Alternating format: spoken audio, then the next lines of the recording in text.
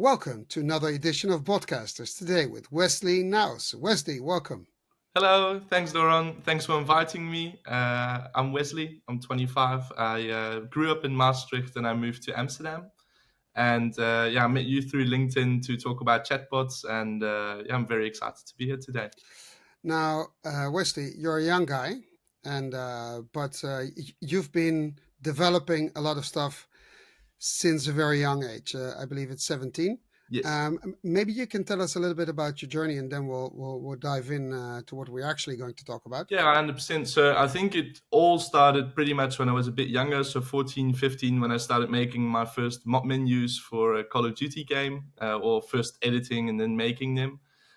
Which I really enjoyed. I also started selling it on Selfie. So it's like an online platform, one of the early ones, like Gumroad, where you could put your product online and we'd share it in Skype groups. And I thought it was just nice because I'd get feedback from people, you'd process it, and then they'd all be happy. From there on, I actually became a plumber. Plumber. A plumber. So on Schiphol, there's this mini air jet where I put the sprinklers inside, and I absolutely hated doing that. Like, absolutely awful. So I thought, okay, that's not going to be what I'm going to do for the rest of my life. So I got to really figure it out. I started doing sales and then walked up into Intel. So I learned about a lot about computers, and then I started optimizing the sales processes and like the forms and the Salesforce automations. And then I thought, wow, this is amazing. So I want to do more with this. And then I sort of bluffed my way into an internship at Bayer, and then started working on a radiology app. And from there on, I got to start my own business. And yeah, that's history. And tell me a little bit more about your business, where it started and where you guys are at now. And that actually brings us to what we're going to talk about. Yes, so the very start of the business was with the projects at Bayer, and then I started going to all the parties where I did sales optimizations with, and then sold just packages to them to help them optimize their processes.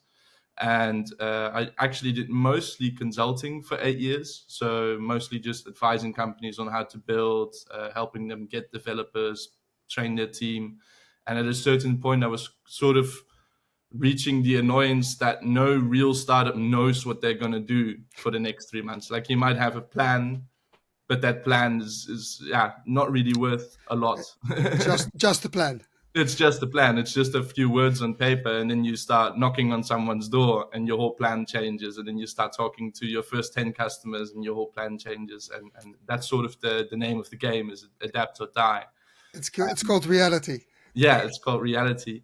And I was sort of getting frustrated where you make a project, someone comes with requirements to you, you sell them an invoice for the coming 3 or 4 months to help them build it and help them launch it. And then after 2 months, you discover like, oh, yeah, what you're building is just definitely not what your customer wants. But then we've already built all of this big software, and there's all these parties involved, and you cannot just you're not agile enough to switch. You cannot completely switch your business model or the way it works. So then we started looking into the low code and no code space, which was already quite adult at the time. So it was quite nice to join in. So most of the integrations, most of the things you want to do, there was a video on it. There was a document on it. There was a path to follow, so to speak. And we noticed that it just became 50% cheaper. The clients were getting better results. It was at least 20% faster and definitely more flexible. So from there on, I started looking at, okay, how can we sort of share the risk in building these automations, and how can we make it as small as possible? Because everybody wants to come with you. Like, I want to build the new Fiverr, I want to build the new Facebook, I want to build the new Uber. But also all of those platforms started a lot smaller than they are today. So you just sort of have to pick a few things you want to solve and a few things you want to be really good at. And from there on, you can expand your business. But that's very hard to sell. And of course, I also have to pay my mortgage, my rent, my everything. So from there on, we sort of started looking, okay, what is a possibility?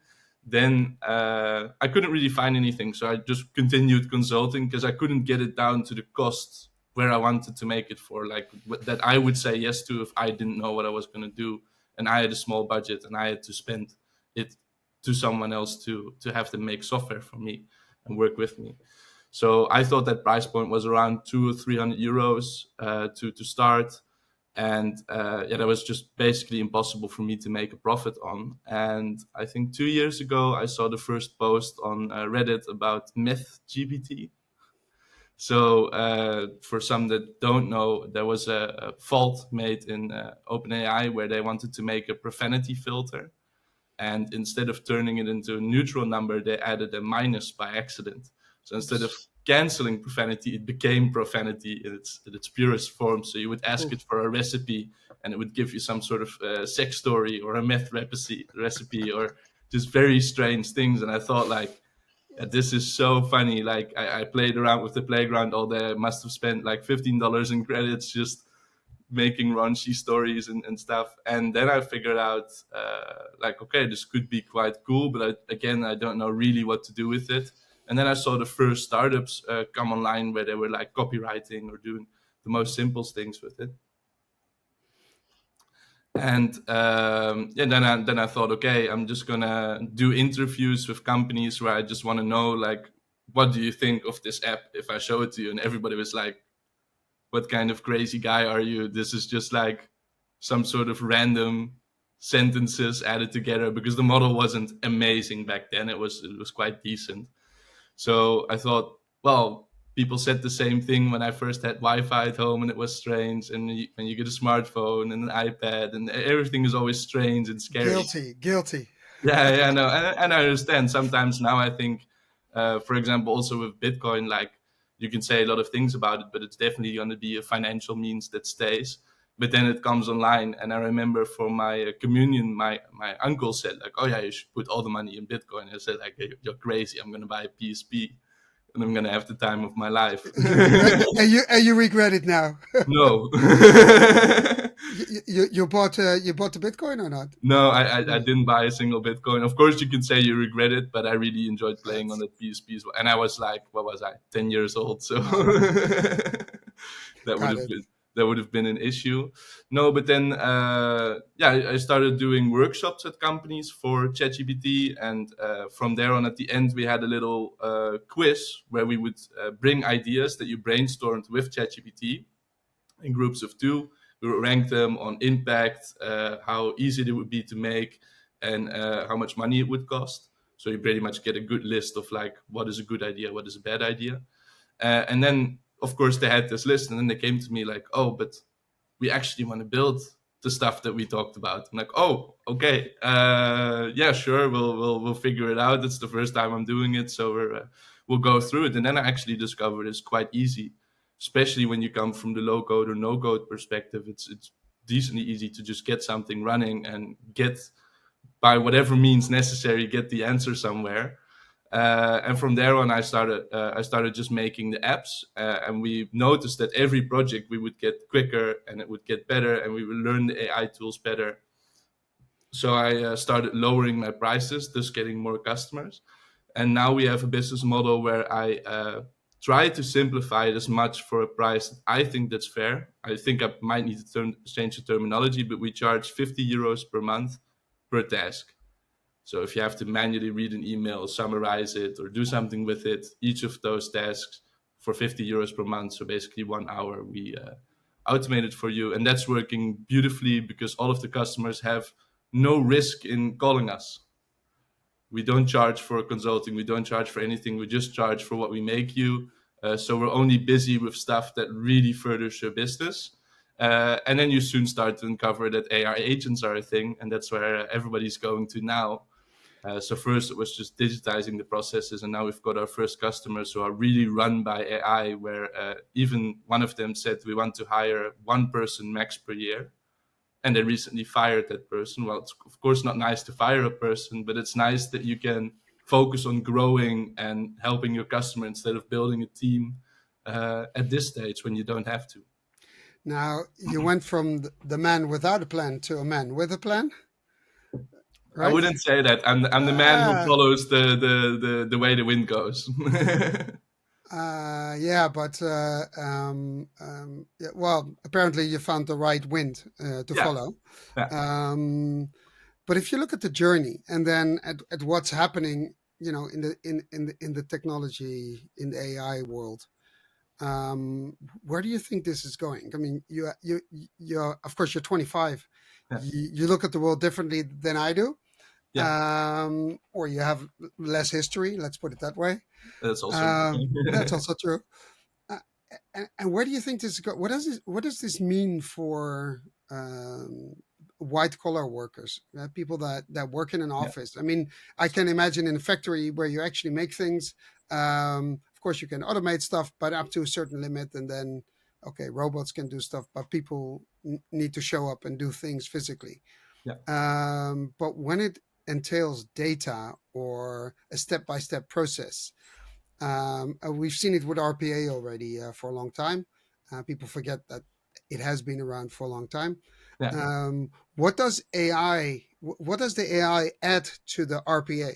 Because I think it's RPA on steroids. Yeah, no, it's definitely is. So what I think personally, and I'll start with the end goal and then work my way Sure. to it. So I hope we can go to a place where everybody works 4 days, maybe not even 8 hours per week. Everybody can focus on Per something. day, I hope, per day. Yeah, 8 hours per day. oh, You said per per day, week. not the 4 hour, but less than 8 hours per week. And so you can truly be effective and focused. I think we've all worked at a desk job where sometimes you're just looking at your screen. And if you say that you have free time, then somebody else always will have a chore for you, and always something that doesn't really, I think the keyword for my generation is I want to have impact. Okay. I really want to have impact. And what that means is different for every single person. Impact can be a smile on someone's face. Impact can be getting a new customer. It can be building something that you like. It can be solving a real world issue. Social. Um, yeah, so it can be a lot of things. And AI gives you the power to make impact wherever you are. And I think that is beautiful. If you don't know how to do something or write something, you can learn it so much faster with AI.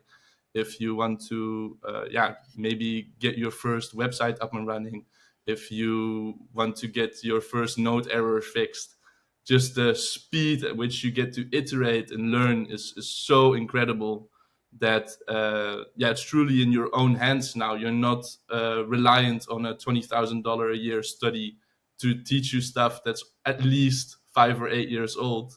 No, you can be on the edge of what's coming out today.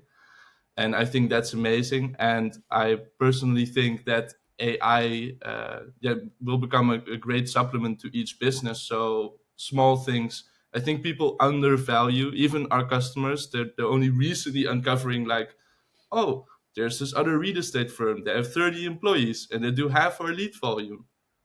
Like, why is that? Why do you think the consumer chooses for you or them? Everybody would go for the reputable company. But if the reputable company takes 3 hours to reply to your WhatsApp or email, or isn't even available on a lot of the channels, and you have to call them and you have to wait in line, people don't. In consumer behavior, they definitely value that Zalando gets your package here within a day. They definitely value that you can free refund. They definitely value that you don't have to call some of these companies to do whatever you need them to do. You want to be self-service, or like the self-scan kassa that we have in the Netherlands. People really enjoy that, to have something the minute they want it. And I don't know if you know the comedian Ronnie Chang. No. Now he has a very funny bit on his Netflix show where he wants, I want everything now. I want Amazon now. I want to put it in my mouth, and I want someone to chew my jaw for me, and I want it now. And that's like ultimate American, but also European consumerism. But that's eventually what you want. If you order something and someone brings it to you in 10 minutes, that's exactly what you want. If you can get it to 1 minute, then everybody else cannot deliver for 5 minutes anymore, because the standard is different. And that's what AI makes possible. So it doesn't matter if you have 1,000 employees, if you have 1,500 customers or leads coming through, and you have to answer them all, then you'll spend such an insane amount of money, and your response time will still be 5 minutes Or longer. or much longer. But in the best of scenarios with humans, you can get to 5 minutes. And it doesn't mean that everything has to be handled by AI and nothing can be personal anymore. but not having to do that day job, not having to manage that whole support team, that enables you to really add value for a customer, to focus on improving your products. And I hope that's what we're going to use it for. Let's take it's interesting thought, and let's follow this chain of thought to see what's happening in the U.S. I don't know if you saw that the federal government sent 1 or 2 million, I don't know how many emails to employees that federal government employees, that they can leave their job and get a bonus and then bye bye. Yeah. And they expect 5 to 10% to say, yeah, that's cool. Now, here's the interesting thing. If you look at, that's the American government, and of course Elon Musk is involved, and it's drastically inefficient. Yeah. But if you look in Europe, we have the same problem, and every Yeah. new rule we bring out, we need, I don't know how many employees to manage that, to Yeah. implement it, and then to control it. Now, if you look at, let's assume you would introduce AI on a broad scale in government. Yeah. Imagine because maybe 80% or 85% of the tasks doing between civilian and the government is standardized, Yeah. and the rest is exception and a problem and complicated, etc. So Yeah. imagine, and now you have to wait, and they don't have time for you, and it takes 6 weeks, blah blah blah. Or the number is just completely offline. I had to fix my taxes because they like grossly overvalued the house that I live in. Yeah. With I don't know where they got the number from. It must have been some sort of error. And just like 3 days they were offline. Then of course the waiting line was full, so you have to wait 2 weeks. And yeah, you It's just crazy. cannot get through to them. And even if you mail them, it all gets lost in the mailbox. That doesn't matter if it's physical mail or it's not just there. It scales all around because there's an overload of the amount of channels they have, and the same people have to handle all these channels. Yeah. So I don't envy them having No. to do that. It's actually unfair. We're giving them, as a society, giving them a mission impossible. With every new set of rules, we're making it worse. Yeah. So they need more people, and then taxes have to go up because they need to pay for that, or we need to pay for that. But that's I think that's a broader problem. Yeah. And the way, I'm not pro or against anyone, but I think you will see something happening in the U.S., whether we like it or not, as like a huge change, where the only conclusion I can put in place is that they will implement AI at rapid speed, given also the investments they're going to do, Yeah. in order to replace the standardized task with AI agents that simply solve the problems in a standardized way 24 hours a day. So the standard things get handled real quick and properly according to rules and regulations. Yeah. And the exceptions, the people that still work there, have time to handle the exceptions and have proper attention not to make mistakes and to actually help people. That's what the government And is to there not for. see you as a number, because sometimes you call these people and they try their best to be friendly, but you can just hear the sigh in their voice, like, oh, again Not this again. issue, oh again, oh no, but it's so, oh, and you have to call this department and then they'll call me back, and then I give you a perfect example. I was Yeah. yesterday. I was with my mother. She had to pick up her new ID. We went to the community office. Blah blah blah blah. And then all of a sudden you see all these. You see the service slow down. It's really weird. Yeah. You're like, what the hell's happening? And then you see people running around, sort of in a panic. Still no communication. And then you see these people like, oh no. And you hear them whispering. It's like, who's going to tell them? Who's going to tell them? So the security guy says, I'll do it. So he says, listen, people, we have a slight technical problem. We cannot take any applications today for new passports or ID cards Yeah. because the fingerprint scanner, the system isn't working. So it's down. So, but we had to pick something up, so it was an issue. So all of a sudden, things sped up, and people were, the lines were tremendous. So we weren't unhappy. And the lady says, yeah, there was some idiot that thought it was a good idea to introduce new scanners. This is the second or the third time. It's been there for 2 weeks. This happens. It goes down. And the amount of people that we have to send away for half a day. They come back another day. Yeah. So it gets worse. And the old scanners, there was nothing wrong with them. They worked perfectly, but someone had an idea. We needed new equipment. I'm Yeah. like, this is really interesting. So someone introduced new equipment. It wasn't properly tested because otherwise it won't go down that much. Yeah. And they didn't listen to the employees. And I think that's the actual point. Ask the people who do the work, is it Yeah. properly working? And what does it change to invest in something new? And that's the same thing with AI. I think you should involve the people that do the work.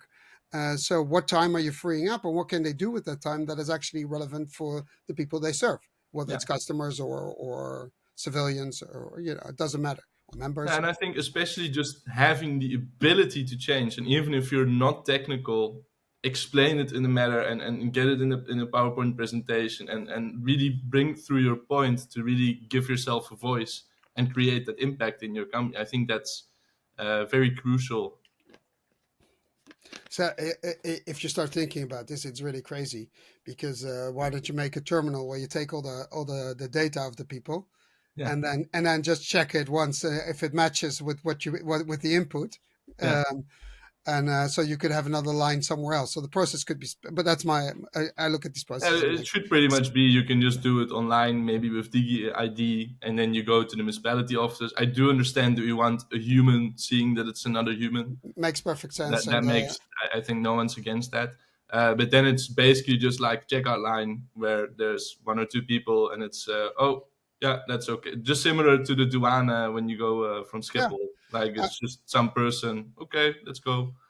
yeah, and you could have like a row where you take fingerprints, etc., and a face scanner to make sure that you are you, and you use your old ID, and it just checks, and then the lady checks again, and one you put it on once instead of six times, and Yeah. then it's okay, it's you, and then let's finalize it. Data correct? Yes, okay, let's go. And it's funny because in the US they have these Amazon stores that are without employees, and there you have the palm No, reader. So you just palm check in, you get your groceries, you walk out. Like why does a grocery store have that, but a government doesn't?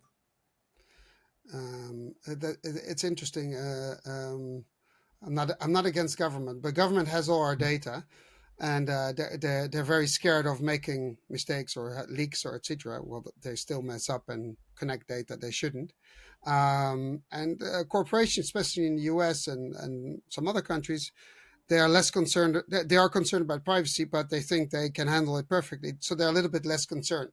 Yeah, And they understand, if you look at it from a business perspective, you need to test this and see if it works, and if consumers are actually prepared to go to a store with no employees, and what's the impact of that, and yeah, how much theft do we get, and can we cover that with cameras and AI, um, um, or RFID things on the products. I yeah, mean, you can think of a million ways to do that, and I think the government needs to, in general, not just here, needs to experiment more with new tech and see yeah. whether. And the thing is, you can also label it as an experiment. It doesn't have to be something behind closed doors for 4 years, and then it comes out and it's outdated and it's terrible. So maybe the thing is that the government, at least here, doesn't try to innovate. They just try to bring out an Apple like product every time, but it never works. Well, they don't even bring it out, so Yeah, it just that's it another just route. it just fails in beauty after a year of building. It's like, we spend 100 million, but it's not working, or Yeah. no, and, Oh, and okay, we'll try again next time. that, and I think we overcomplicate things. It's what you said in the beginning. Keep it small Yeah, and simple, instead of huge and complex. And I think we have the huge and complex syndrome. yeah, Everything needs to be huge and complex at once, instead of working our way towards yeah. huge Just and complex. step by step. Yeah. Having said that, um, um, if you look at AI agents and step by step, I read an article.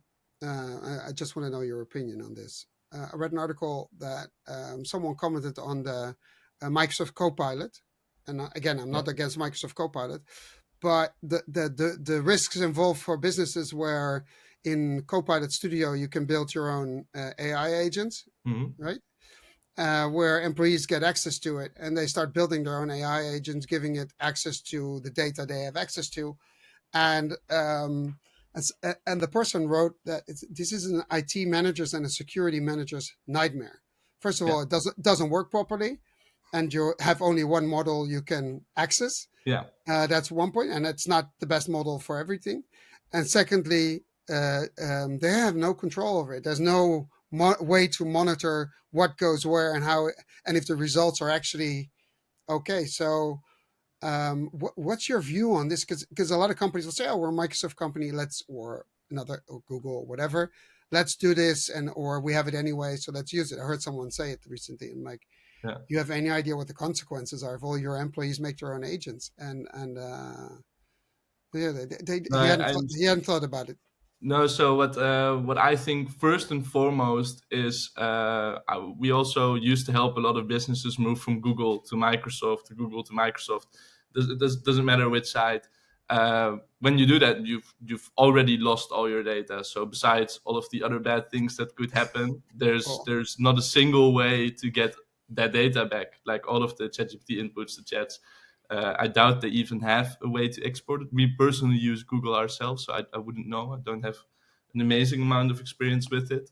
I think the second issue is which is also quite prevalent with the DeepSeek model coming out now, is we thought AI was very expensive, but it can actually be extremely cheap when you compare. It was already very cheap, but Hold on, let's nuance this. yeah, Because now people might think that AI is cheap, but AI is not cheap. It's the getting a license for something is yeah, relatively cheap, or operating it on a computer, where now we're seeing that you don't necessarily need the huge model in order to do it. That means you can use a cheaper server or need a different GPU, not as heavy. Or that's why Nvidia, the stock market, or the stock market price of Nvidia went down a little yeah, bit. yeah, a um, tiny uh, bit. I think some people that invested heavily are very Yeah, not happy. angry, not Yeah, happy. No. But it also showed that having sanctions on not allowing to sell chips is useless, because yeah, they'll find a way around it, and it actually this kind of pressure helps innovation. yeah. Um, so the interesting thing, the AI itself became cheap, but that doesn't mean the use or the implementation of AI is cheap. No, no, Yeah, that's okay, of course so true, but just I let's mean nuance that. the cost. So I think when ChatGPT 3.5 launched, so when most people download the app, that version, I think it was 54 cents, dollar cents per million input or output. And right now that's something like 22 cents. So it does decrease, but the costs are still, if you want to start using it, you're looking, even for a startup, you're looking at a few $100s per month if you truly use it for your business. That's the operational cost, but let's not forget what you make it sound so simple, but there's a whole journey before it to get where it becomes simple.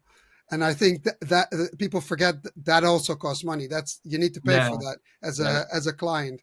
I might be Um, oversimplifying there a little bit. no, no, Yeah.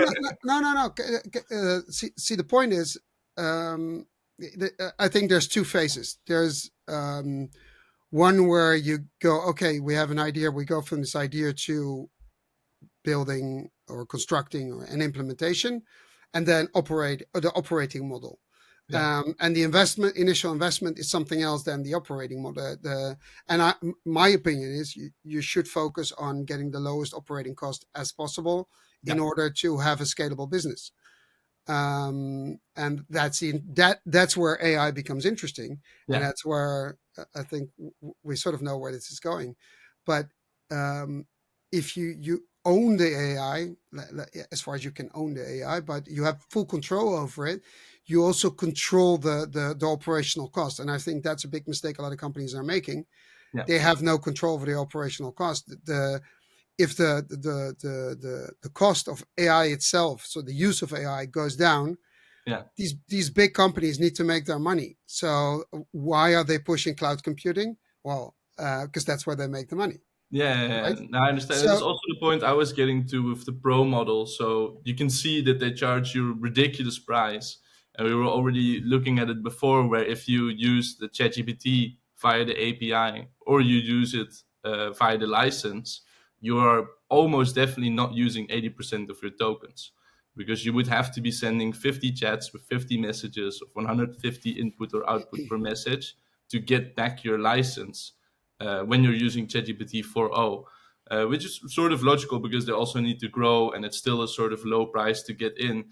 But when you charge $200 per month for a model that you can now self-host or even use the DeepSeek API or one of the providers that helps you with it, yeah, the costs are what is it divided by 3 already? yeah, and the interesting part is that you're in control of if you scale, your costs are not scaling with you, only Yeah, the server capacity, which makes perfect sense. And even that you can fully control. yeah, And yeah. Everything stays inside, and yeah, there's more and more political issues coming around, so they might decide to limit more and more countries from providing certain services. You saw it with TikTok now. It's pretty much out of our hands. So still in the Netherlands and Europe we can use it, but you can see that on what was it on eBay that they're selling iPhones with the TikTok unlocked. You can stream for $15 per 10 minutes to watch a TikTok feed of someone else. Yeah, that's crazy stuff. You see, people do crazy times create crazy people. yeah, but now you haven't been sitting still, and I was really curious. When we had a pre-talk, you said, "Well, we're adapting and we're making shit to." I say shit, but I don't mean shit. Actually, Yeah. you're making simple stuff. No, you're making software to make complicated stuff simple. Let me put Yes. it that way. And otherwise, I'm not doing right by what you guys are doing. And I was curious, is it possible to show something how it Yes. works? And because I think a lot of people have no idea. They just see ChatGPT or one of the other models, or Mistral or Claude, or DeepSeek now. Yeah. And my question is, why should I limit myself to one model? That's also Oh, the to one model. So uh, if you have a different task. I mean, if you have a math task or calculation task, um, I think there are models that are better at that than yes. other models. So why shouldn't I use the right model for a specific task instead of having one model that serves all of them, which is sort of impossible in my opinion. If I No, look at the it is sort results. of impossible. There is a bit of both. So there, what I'm noticing is, for example, you have the Quen one is good at math, and I have to search the Ah, other one. I think it's the did you? By the way, did you try Grok? Grok. Yeah, it's insanely fast.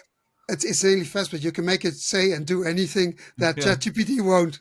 yeah. No, You it's know, very. basically, there's no limits. It's really funny. Yeah, no, that's really nice. And I also don't 100% understand why all of these companies don't just give you an option to turn off their restrictions, because I can't imagine there's any legal implication for a Now there sort of are. AI bot that vomits out words.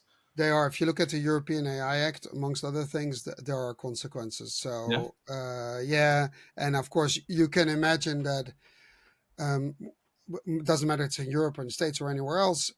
If you want society, to run right, that someone who, for instance, wants to make a bomb asks for a recipe of a bomb with household items, then maybe, of course, you can Google, you'll find it yeah, somewhere on the dark web. You'll probably find it as well. I haven't been there, but you probably find it. But they're talking about responsible AI, and I yeah, understand you. Freedom of speech is an important thing, and I think this is the interesting thing. It's an important discussion. If you think about AI and bias, right? yeah. It's really interesting. So a lot of people are promoting that you should take out bias out of a model. But if that model is trained on public information, Yeah. that it, which is, It's in my already opinion, biased. Yeah, the real world. So the real world is biased. So let's say if it's a medical model and it says it's about Europe, yeah, well, it's mainly Europeans, right? We haven't taken into account people with diseases that are specific to Africa. They'll yeah, be underrepresented. But that makes sense because it's a European model yeah, trained with European data. So if you start introducing the bias because, oh, it should be equal, then actually you're creating problems that yeah. shouldn't be there. I'm very careful about models that say, "Oh, we've taken out the bias." Then, but what have you introduced? Not real data. This is really interesting. Yeah, that's a And very good point. No, that's very interesting. Now, I also thought it was funny. I don't know if it's real. I didn't test it, but I saw a meme today where it said, "Oh, if you ask ChatGPT, is Taiwan part of China?" And then it says no, and then if you ask DeepSpeak, then it says yes. So they, I'm pretty sure it's probably right. You had it with at the time of the elections in the U.S. yeah, If you asked ChatGPT, this is interesting because now Sam Altman is pro-Trump, right? yeah, But at the time, if you asked ChatGPT about political questions, yeah, you wouldn't get one negative word about the Democrats. no, If you would ask Grok about either Democrat, it would just blurt out yeah. everything. So Uh, Grok is sort of like the AI Trump, just says whatever they want. no, it's basically AIX. Yeah, yeah, also, No, very few filters. There are some filters which I think are wise to have in place because you don't want it to be used for criminal purposes. yeah, Um, but yeah, it's sort of unfiltered, and it shows you. You can say yeah, it's biased, but it shows you the real world, and that can be annoying. But I think we should solve those problems in the real world, not in the model, because then it solves yeah, in reality it solves nothing. yeah. But that's my opinion. I agree, and it's also what we were talking about with the models and the specific models. So within Open Web UI, you have a feature where it sort of tries to get the good model for you, which works more often than not, but it doesn't always work and grab the right one. Sure.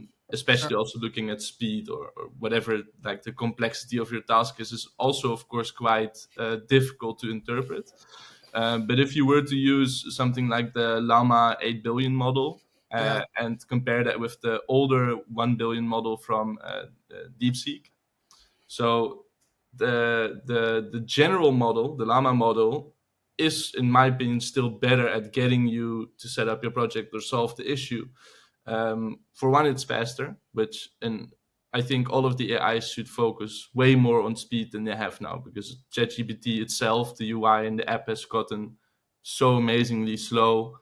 We need to keep pushing this threshold. It is possible to get it there in a millisecond. I think Yeah. that should be a focus to keep adoption and interest high. That's how Um, Nvidia makes their money, right? To say, oh, yeah, you need a faster GPU. yeah, and I need it faster. We want it. I want it now. I want it now. And faster and more expensive. Yeah, yeah, that's fine. I Mm. want it now. So then you use this general model, and it gives you code. And more importantly, what I see, the more math or the more coding optimized model is they don't explain or text anymore. So they're quite good at creating code that works without bugs. It's still not bug free. Like nobody can really make something bug free unless you spend a tremendous amount of effort in your thought instead of just breaking and working through it. But they lack the context that they need. So a bit of the, let's call it the more human touch to explain what you're doing, to add more comments and that type of stuff. So I also think that is because most specialized models don't get as much attention as the main models. And they're out there. Yeah, yeah. So Check GitHub. There's huge yeah, listings. there's plenty of them, but they still don't have like the huge resources, like the $1 million budgets to get their training data out there as quickly as possible. So they might already have a version which works a lot better, but because these bigger companies can pump them out every week or month, they fall behind quite quickly. Yeah, that's my worry for Europe, to be honest. Yeah, And I think DeepSeek has shown that. it is possible. And I heard an interview yesterday on the radio with they had this Dutch GPT. Yeah. They started a year ago, a budget of 13 million euro, and still nothing on the market. They're still experimenting. Why? Because they want to be the best, the most decent boy of the class, or girl, Yeah. for that matter. Because they wanted to settle the copyright of every piece of data they Yeah. train it on with, which is like okay, good luck. It's That's like why it's it like takes playing forever. it's playing with a handicap, and I do sort of understand that they make that choice, but I also think that we don't have an environment like a business economic environment where we can keep or get the top AI talent. No, I heard that in Dubai they're attracting 100,000 AI programmers, Yeah.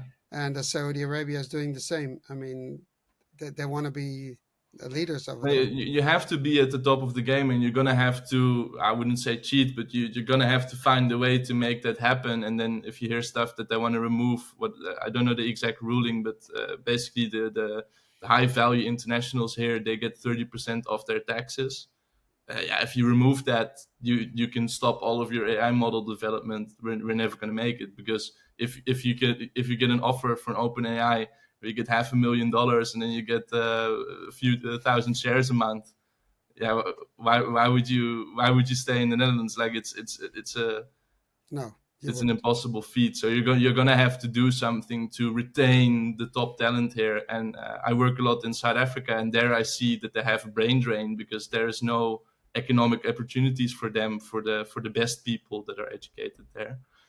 And I do think we're going a little bit more in that direction than the direction we should be going. Well, let's talk about something positive. Yeah. How to solve, actually, how to make businesses more scalable Yeah. using AI. And let's say it again, maybe the underlying AI is cheap, but the AI itself and the implementation, it's not cheap. Yeah. You need to do it the right way in order to become a scalable business. Once you have it and it works, then it becomes interesting, Yes. right? But the road there is a bumpy road. It is. It is, especially if you're already a company with a very established process for a lot of years, with especially a lot of older employees who are. I understand that if you were already like 25 in 2005, or a bit older than that,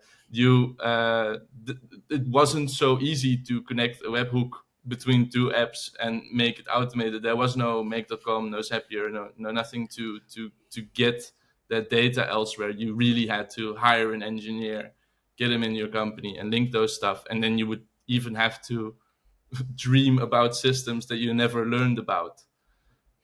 But I have to be honest. I worked with make.com. It's not very stable.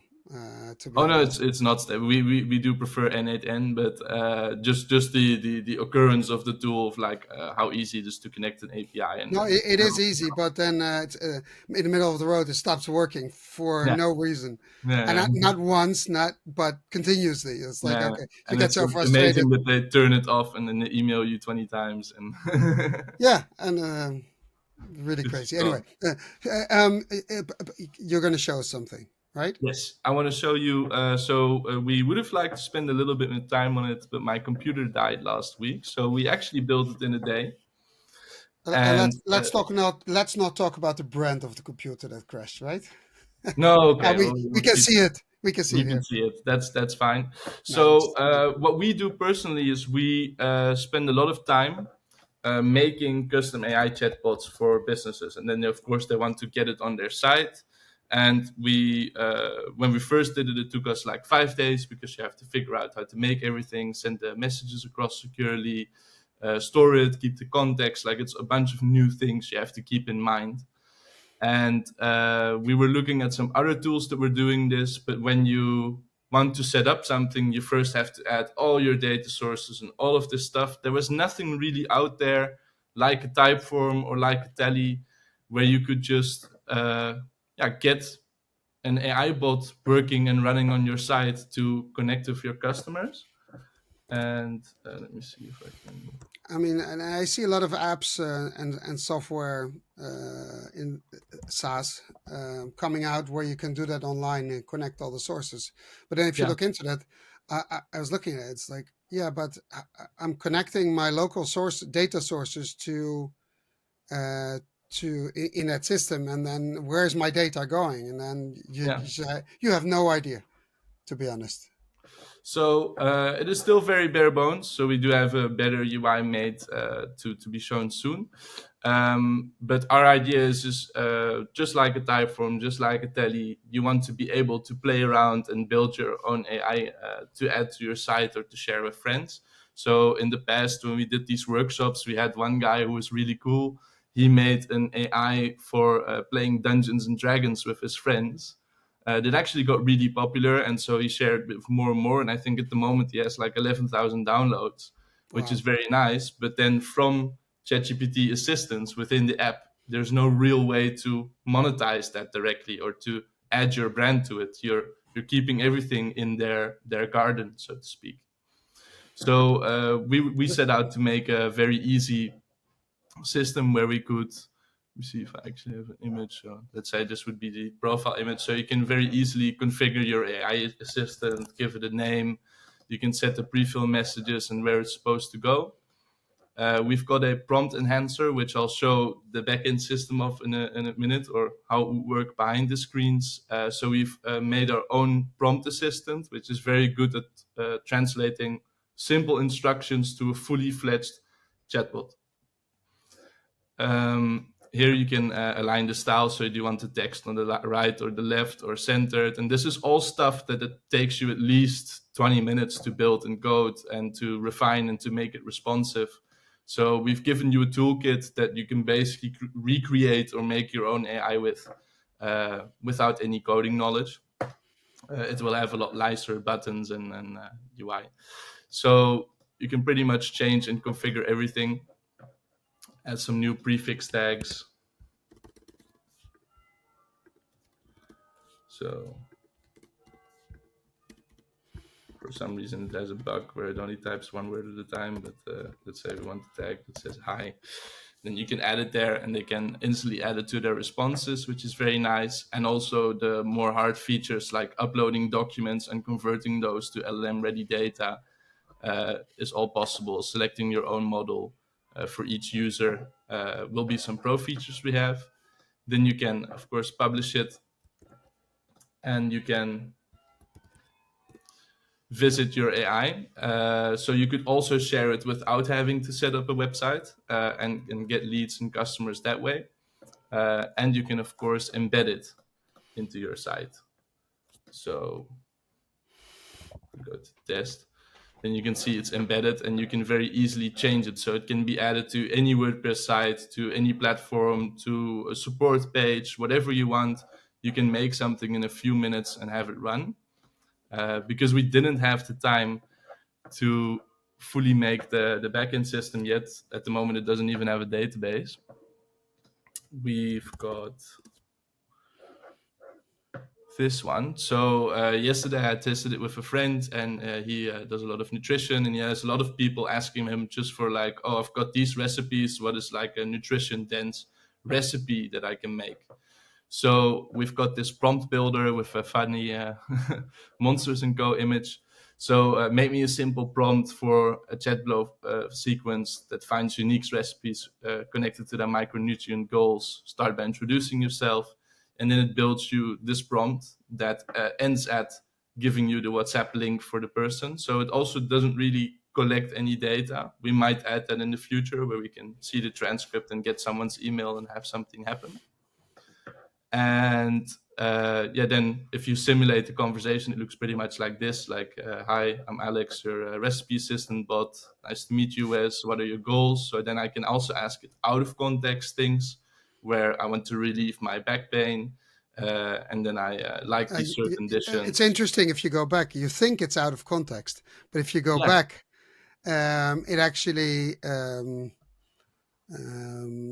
it picks something up that actually might be favorable. I don't know, but No. So it does actually say foods rich in anti-inflammatory properties, magnesium, omega-3s can be super helpful. Let me know what you like or what diets you have. Like just the smartness of it and the way it interacts with how you speak is also what we see with a lot of the real estate companies. People like it. You feel that you're heard. And I have never seen a support agent type a message like this. no. So And the amount of time it would take with all the emojis in it. yeah, the emojis are maybe a little bit much, but but even just like the full range, like I want to relieve my back pain, a human would respond to that immediately with like, oh, you have to eat this food.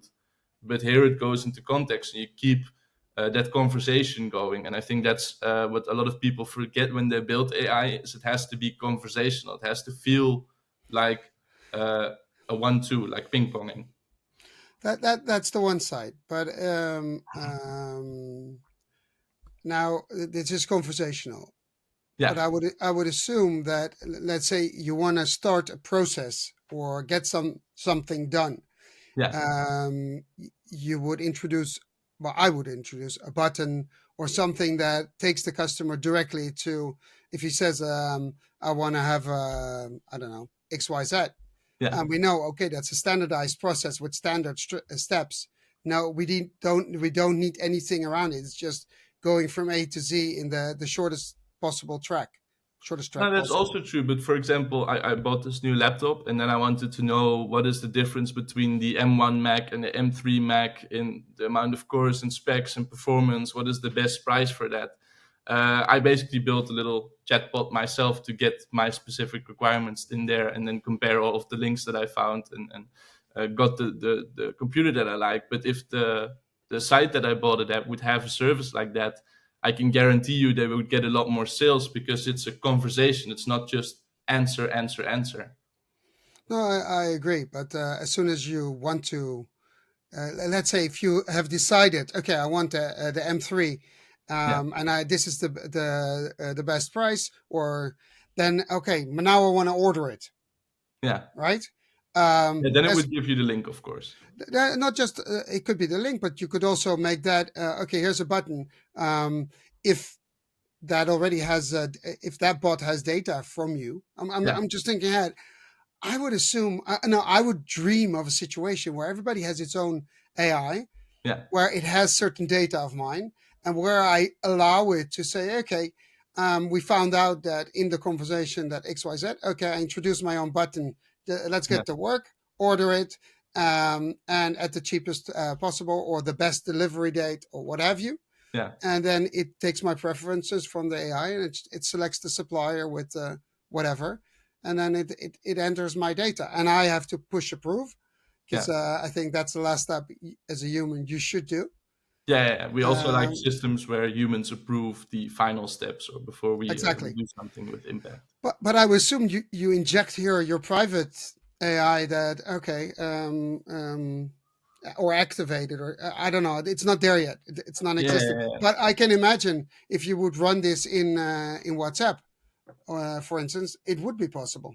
yeah. So you could use the WhatsApp buttons to get the actions that you need. You can also have templates generated on the fly. Okay. So there's a lot of possibilities to it, and this is also one of the examples where we use the software. So this is for a sim comparison site, and it asks you how is your deal. I want a sim only deal. Here's I would have introduced buttons because you don't have to mess with typos, etc. It's okay. Which there's only a few. There's a limited amount of deals available, right? Yeah, no, That's that's why we have these prefix bubbles. So when the okay. app is more mature, we will make an easy API or we will make an easy database that you can upload. But it's predominantly just to get something on your site that you can work with that adds value to your customers Okay. and that gets you into the flow of working with AI. No price range. And what I also like is that you're able to give multiple answers in one go. So again, in sentences instead of just And plain answers. yeah, and it And then takes if it we, apart. yeah, so if you click on this deal, then it opens the deal and you can actually buy it.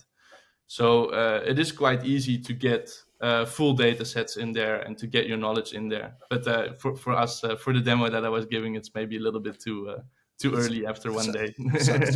no, that's no problem. But let's dream about this. Yeah, If now you're using the API probably of the calculation and calculation engine of that company, right? Mhm. Which has all the data in there.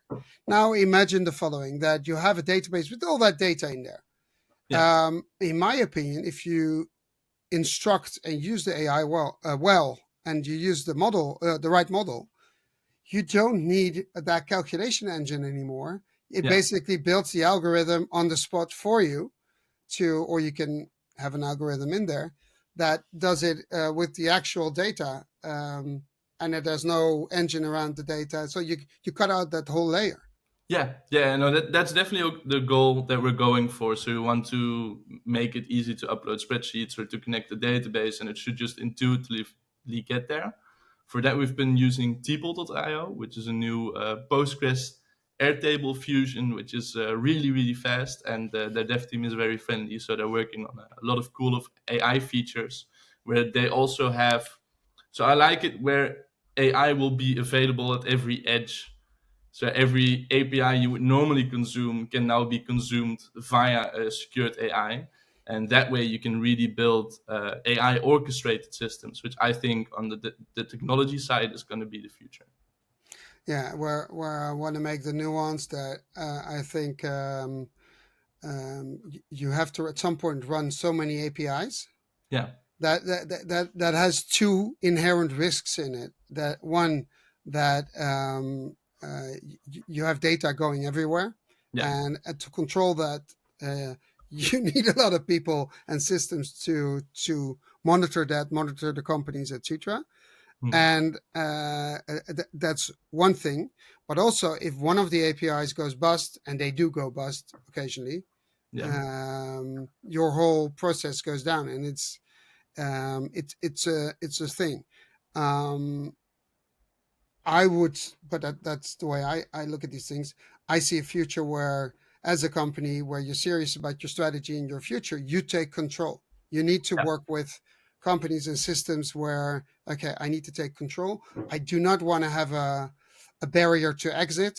Basically, I have my data, I have my training, but it's model independent. So people in minds are going to blow right now. You know what I mean? yeah, Where you can say, I use that, and I take the best model for the job, where everything I already did stays with me. yeah. And I think if you look at the future, this is where we're going. You have control over the data, you have control over the models, you have control over model updates. Huge problem. Yeah. How often have you run into, oh, this works perfectly, and all of a And the sudden next one it behind the doesn't. API, a model update, you're like, it doesn't work anymore. How the Yeah. hell is this possible? That those are costly Those are exercises, very costly changes. Yeah. and you have no control. It's So all outside of your hands. exactly. So that's why I think I saw this one guy on LinkedIn. He under every post he puts own your own AI, Yeah. and I think that's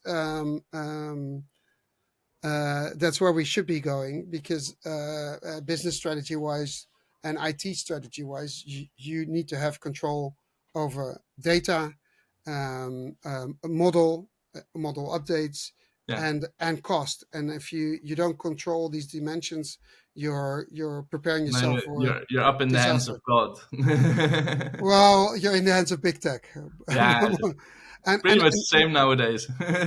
and big tech is not bad. But here's the interesting thing: I don't think any company, European company, thought about this. That if Mr. Trump, and I'm not against Trump, and I'm not pro-Trump, we're apolitical, right? I love your cup. Thank you. It's It says schatje, on but the that on the other means side. It has a pretty lady.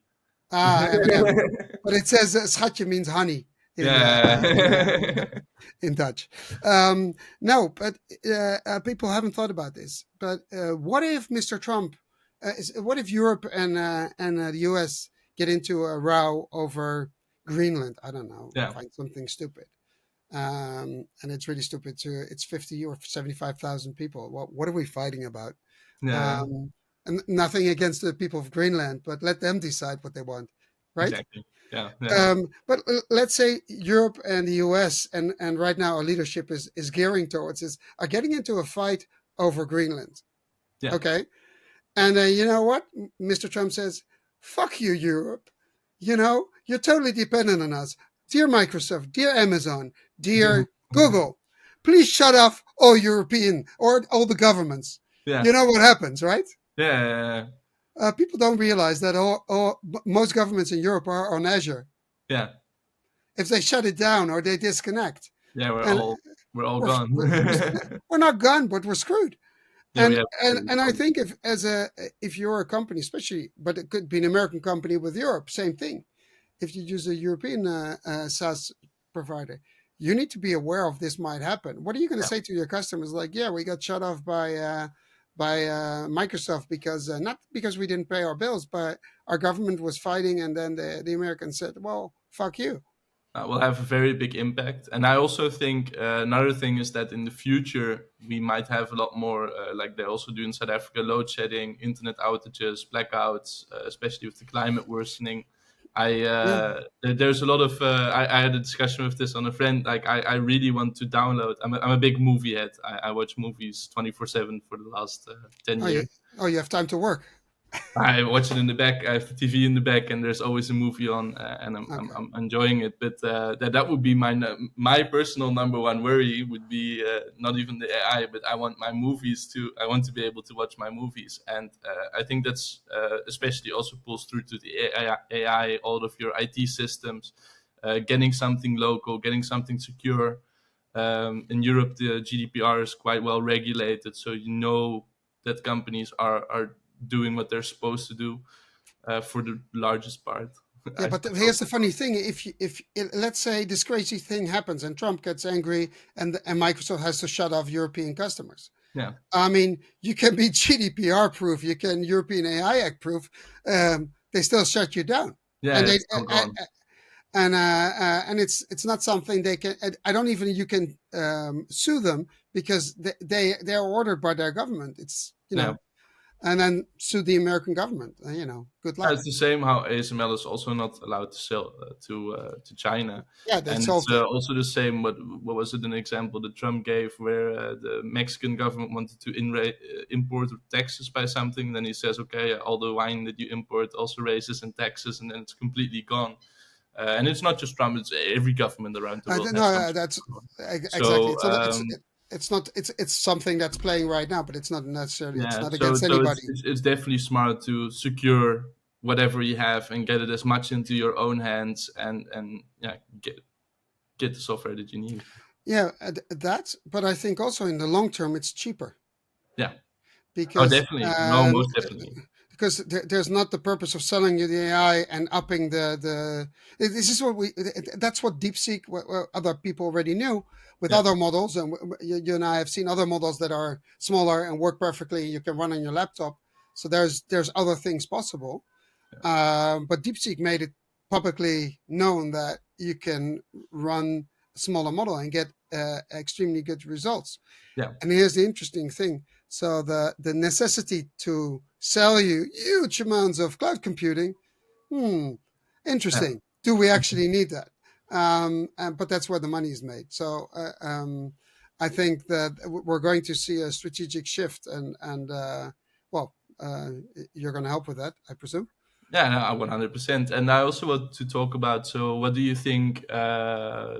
There is currently no big AI player in the Netherlands. Like there's no local ChatGPT that you can buy a license to and use that is secure and that you know will stay working. Well, as I told you, there was yesterday on the radio, TNO, Yeah, TNO. they're making a new They're, model, but it's not a they're, service, right? no. They're making but it's not out there yet. They're testing, and as I said, they license everything in terms of they need to write licenses to train on certain data that is not copyrighted or the copyright is settled, which Yeah, is okay. Interesting approach, but by the time they come out, they're probably going to be totally outdated. yeah, So because technology has been moving so fast. Um, Yeah. The question is, are we big enough to make a Dutch GPT? I mean, I think that there's a lot of models out there that are actually doing quite a good job. I And think so. I just think someone has to step up and do it. and, and yesterday on the news, I saw a university professor with a reporter, and they tested ChatGPT and DeepSeek next to each other Yeah, with the result. And interestingly enough, it was about a Dutch saying, which, if you just say it and translate to English, it makes no sense at all. yeah, And DeepSeek actually explained it was a Dutch saying, and the context of it and the history of it. And ChatGPT just said, no, no, you can't do this or that because, and not explaining it was a saying with a different meaning. So, yeah. so it says actually DeepSeek did a So great it's a job. little bit more culture oriented because you also have a lot of times when you meet an American, they don't know that France and the Netherlands aren't the same company or the same country, and Yeah, like uh, little, not everyone, of course, but some. but having said that, the question is,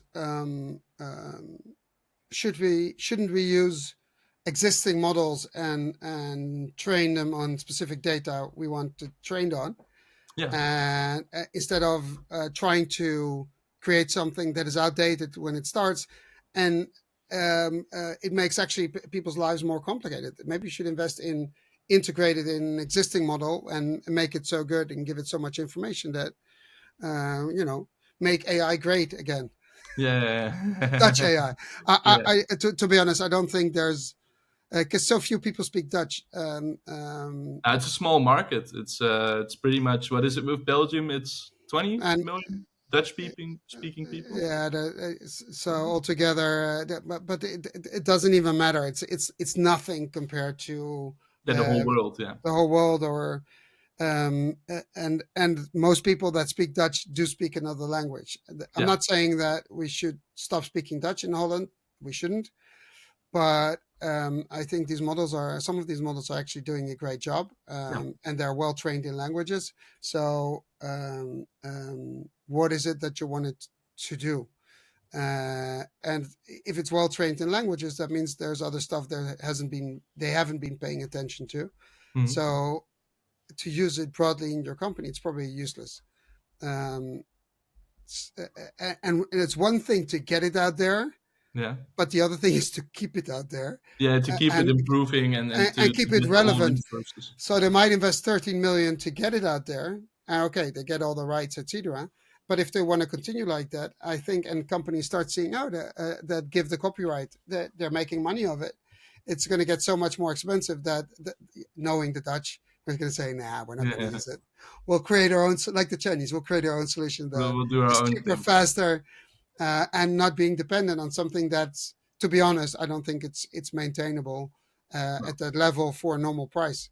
So no, it and will be impossible. And also the investing climate in the Netherlands. If you're a fan, let's say you just got your PhD or whatever, and you want to start a company because you have all these amazing ideas, there's no Dutch investor that's just going to give you $5 million and yeah, we'll no, see where it ends. That the no. euros, but that just doesn't happen. And that is the sort of environment you need to make this happen.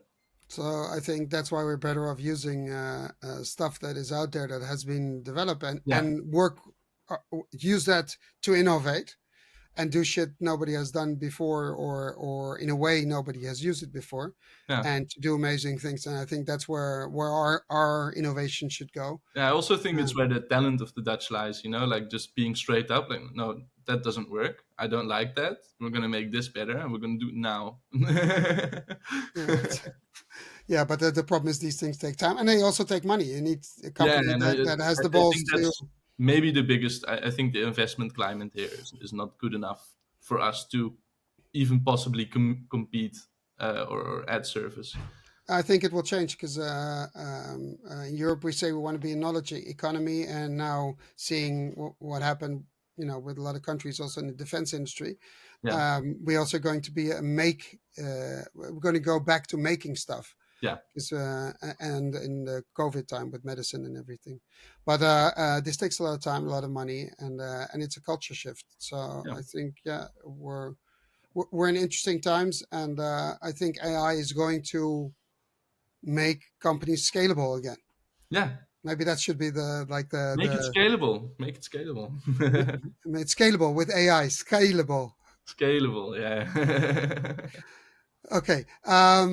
If you would give an advice or a tip to a company that has a lot of processes, Yeah. right, and a lot of people handling these processes, a lot of different software that that okay, we do this thing in one piece of software, take it out, put it in Excel, then the next person puts it in another piece of software, Yeah. etc. So, some stuff you could solve with RPA, and some stuff you could do smarter.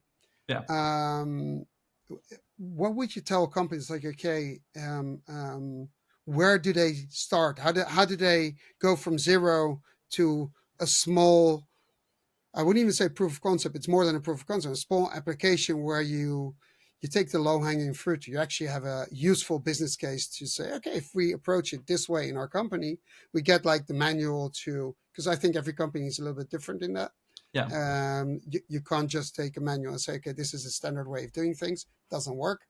But to gradually take these processes and say, okay, let's see if we can automate it using AI and become smarter, augment the people that actually have to handle the difficult cases, Yeah. create time, and become scalable without being dependent on extra staff. I wouldn't say lay off the staff, but extra staff, because we have a staff problem, a hiring problem in Europe Yeah. as well. We don't have enough people, capable people. So, what would your advice be? So I think number one is you start at the bottom. So yeah, I Define think bottom. most people know undercover boss. The Yeah, program boss just works at the bottom floor. I think almost every CEO, director, whatever you want to call yourself, you have to be in touch with the people that actually do all of the work. You have to be in touch with the people that do all of the administration. You have to sort of sniff out the bullshit, so to speak. Is this impossible because you haven't looked? Is it impossible because it's actually impossible, or are you just not motivated enough to do it, and I'm not giving you a platform to do it?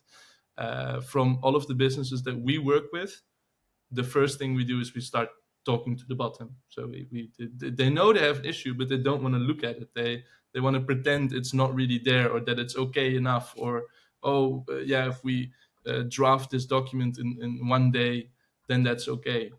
No, you really have to look at the stuff you don't really want to do. I think that as a director is definitely your job. Elon Musk calls it eating glass and staring into the abyss. and sleeping in the office Yeah, or yeah, the yeah. factory in Well, his I don't know case. if you have to do that. I've definitely done that once, but it's not recommended. But it's yeah, just start. I think the only tip I can give is just start. It's thank you for that, and it's valuable. And you see these sort of, this is like a red thread in this whole story, not just with you, but with all people involved in AI. They say, okay, you need to start at the bottom and understand where to start and start small. But here's the interesting thing: you say explicitly, as a CEO or as a director in a company or part of the board, you need to be at the floor where shit happens, where Yeah, where the actual work is being done. And here's the interesting thing: is you should have done that without even AI. yeah, I know. But it's if you don't think AI is going to change your business, you are either in the 1% of businesses that is untouchable by AI. that Fine, that's then that's that would be manufacturing of if you have a cleaning company, or what is AI mining or going to do for something. you? Like you can maybe hire robots in a few years.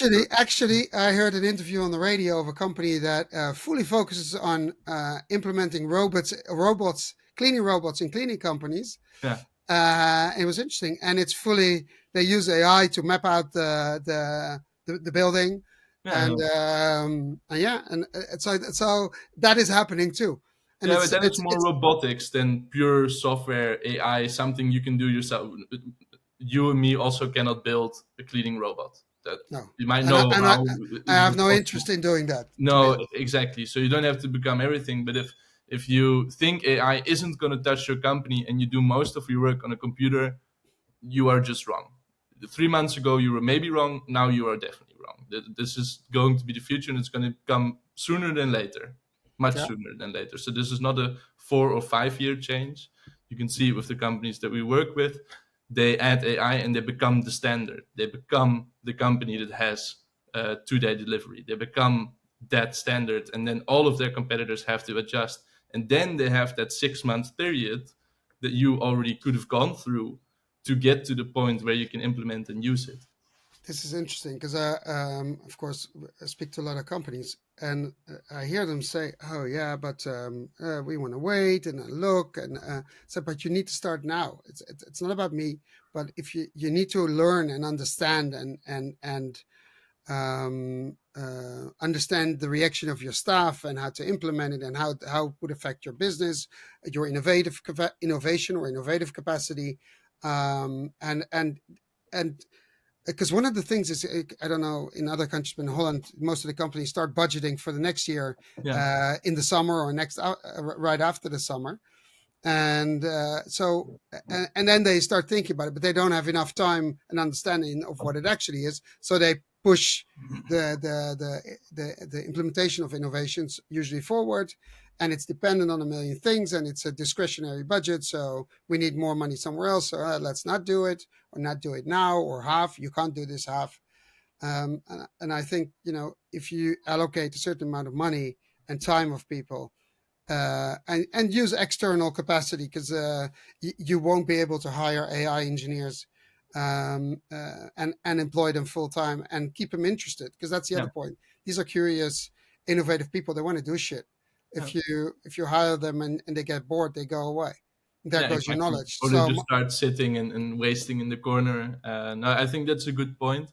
No, but it's the analogy that I just thought up of is, let's say we're in a race, yeah, and somebody else is much better, and I'm maybe a small player. And let's say I'm racing against Usain Bolt. If I have a 3-month head start, yeah, Usain Bolt ain't winning. yeah, It's just not. Do you start today? Do you start tomorrow? If somebody else started yesterday, you're more likely than not already much more behind than you'd like to be. And then even when you have this AI implementation, it still means you have to optimize it and the whole process around it, and you have to add stuff onto it.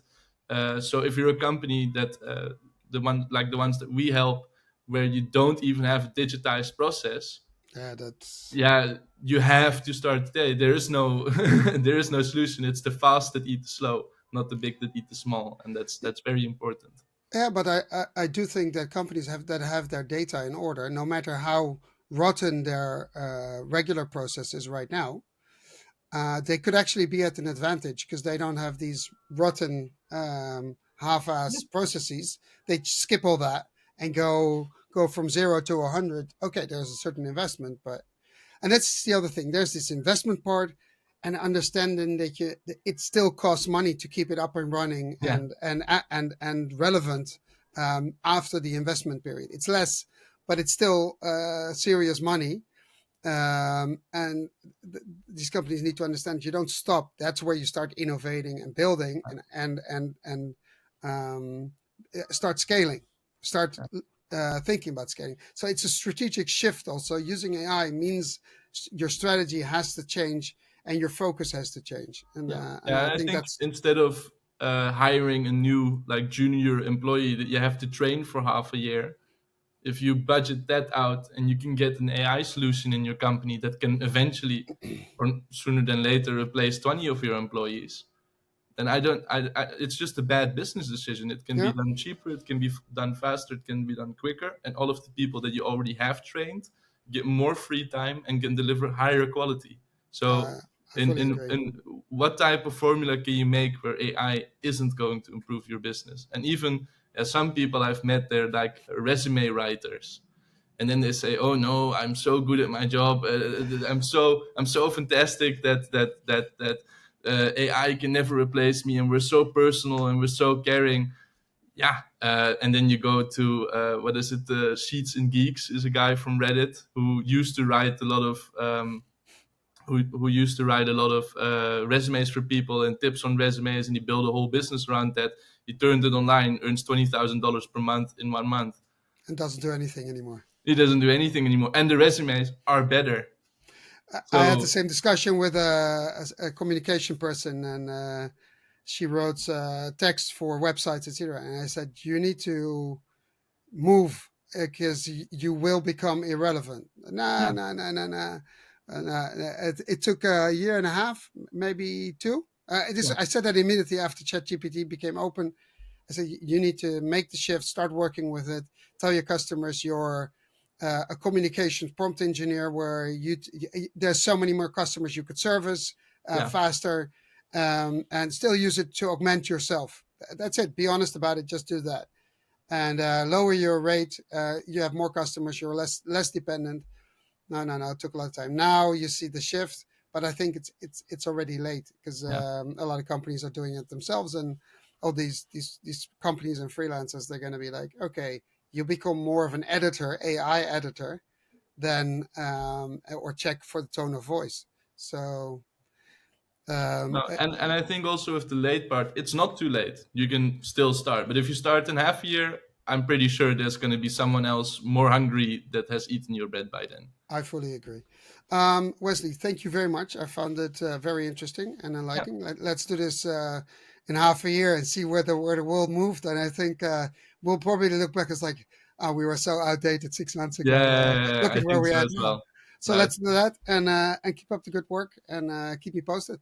Yeah, wonderful. Thank you so much.